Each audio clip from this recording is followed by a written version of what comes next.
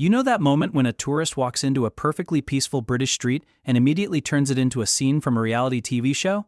Well, that's exactly what happens when Americans visit the UK for the first time and decide that, despite being strangers in a new country, they know better than anyone else. From London to Liverpool, from the Highlands to the Cotswolds, these self-proclaimed experts on how the world should work leave a trail of bewildered locals in their wake. Welcome back to my channel. If you're new here, please subscribe, like my video, and turn on notifications so you don't miss our next update. It begins the moment they step off the plane, dragging oversized suitcases behind them like battle tanks. Somehow, it's always rush hour, and somehow, the entire Heathrow airport seems to exist solely to frustrate them. "Why is the line so slow?" they cry, tapping impatiently on their watches as if the laws of physics might rearrange themselves to speed up customs. The customs officer, typically polite but firm, barely flinches. The Americans, however, have already decided that asking louder will get them what they want, ignoring decades of British understatement and the quiet power of the phrase, "Please wait." Once free of airport bureaucracy, the real fun begins, their UK holiday. First stop, the hotel. The lobby is quaint, charming, and perfectly British. It smells faintly of old wood and tea, which is immediately interpreted as a lack of cleanliness. "I don't understand this hotel," one American mutters, waving their hand like they're fending off invisible spiders. "Do you have a bigger room? With a bigger bed? And a fridge that works?" The receptionist, smiling politely, suggests their room is fine. Perhaps even ideal. But no. Somehow, the room is tiny and completely unacceptable by American standards. A short negotiation ensues, featuring phrases like, "I booked this on TripAdvisor," and "I'm very upset right now," both delivered with a volume that echoes down the hall. Nearby British guests glance over, eyebrows raised, silently calculating the social cost of having to pretend to be polite. Next comes the quintessential British experience, a visit to a pub. Ah yes, the pub, dark wood, mellow chatter, and a perfectly balanced pint. To an American, however, it's a battlefield. "I want a Bud Light," one declares, ignoring the fact that the bar only stocks locally brewed ales. The bartender explains, patiently, that Bud Light isn't available, and that perhaps trying something local might be fun. The American is unrelenting. "I don't want fun, I want Bud Light. Bring me Bud Light." They pound the counter for emphasis, drawing the attention of the entire pub, including an elderly man nursing a pint and muttering, "Americans, eh?" The locals exchange knowing glances, a silent solidarity in their shared disbelief. Then comes sightseeing, the perfect opportunity to act bossy while completely missing the point of British culture. Standing in front of Big Ben, an American loudly explains to their group how to navigate London as if they've already mapped the entire city in their heads. No, that's the wrong way, trust me. We need to go that way." They march confidently into traffic, ignoring crosswalk signals while Londoners calmly sidestep them. It's not reckless exactly, it's just profoundly American in its enthusiasm and certainty. "But Google Maps says this is the best route," they protest. Meanwhile, everyone else knows Google Maps has absolutely nothing to do with pedestrian etiquette in the UK. Of course, driving in the UK is another sport entirely. Renting a car seems like a simple idea in theory, until the American suddenly finds themselves on the left-hand side of the road, honking at the wrong lane, and giving unsolicited directions to bewildered locals. Roundabouts become zones of chaos, with arms flailing, GPS devices held aloft like sacred texts, and a constant refrain of, "I don't understand why you're going the wrong way."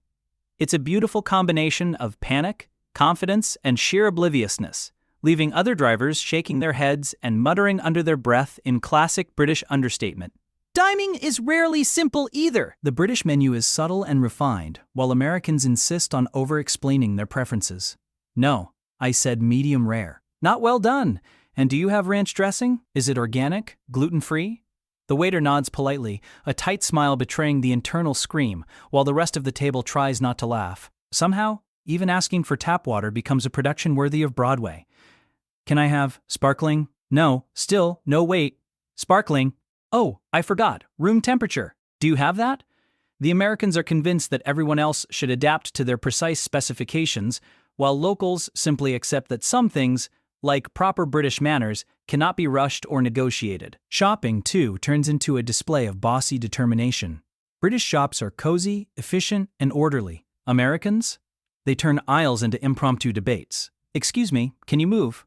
I need to see the socks. Why don't you have more colors? Are these handmade?" "No, I need handmade." Store clerks trained in the subtle art of smiling while internally panicking try to placate them. Meanwhile, locals watch in amused disbelief, half entertained, half horrified, as a simple retail experience transforms into a cross-cultural negotiation with zero chance of compromise. Even when attempting to enjoy nature, Americans often insist on improving the experience for everyone else. On a hike in the Lake District, one can hear the familiar tones. "Come on, we're moving faster. Why is everyone so slow? Look at me, I brought snacks, you should have brought snacks. Don't touch that rock, it's the wrong color." It's not just bossy, it's a total recalibration of reality according to their own vacation rules. The sheep grazing calmly nearby are unimpressed, and the hikers, a mix of tourists and locals, are left debating whether to intervene or simply document the spectacle for social media. And of course, the British weather becomes the ultimate test of American patience and authority. Rain, which is considered a normal part of life here, is seen as a personal affront. "Why is it raining?" "I packed sunglasses," they exclaim, brandishing umbrellas like weapons. They insist on organizing entire schedules around sudden cloud cover, checking multiple apps, and loudly commenting on the inefficiency of meteorology, while the locals sip tea indoors, watching with quiet, judgmental amusement. Part 2 of this adventure is the reaction of locals, which is almost as entertaining as the behavior itself. Shopkeepers, waiters, cab drivers, and pub regulars alike share a private joke. The Americans are always polite enough to not be dangerous, but loud enough to be unforgettable.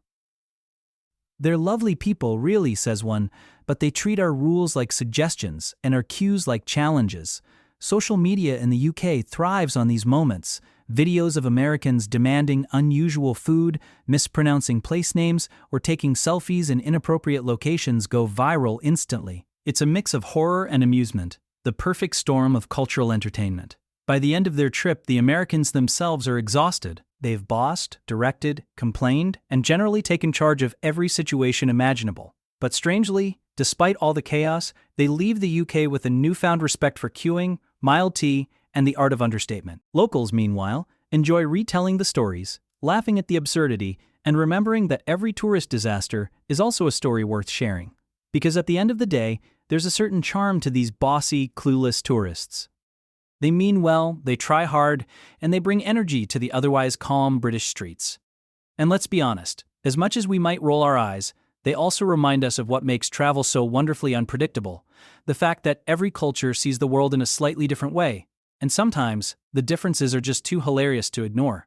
So the next time you see a group of Americans ordering extra ketchup in a historic British pub, or giving driving directions to a local cab driver, just remember, this is their way of saying, "We're here, we're excited, and we think we know best." And while the Brits may sigh, chuckle, or whisper behind their hands, deep down, everyone knows that holidays like these create stories that last a lifetime. Because really, isn't that what travel is all about? A little chaos, a little drama, and a lot of laughs, preferably at someone else's expense. And in the grand theater of UK tourism, Americans acting bossy are the stars of the show.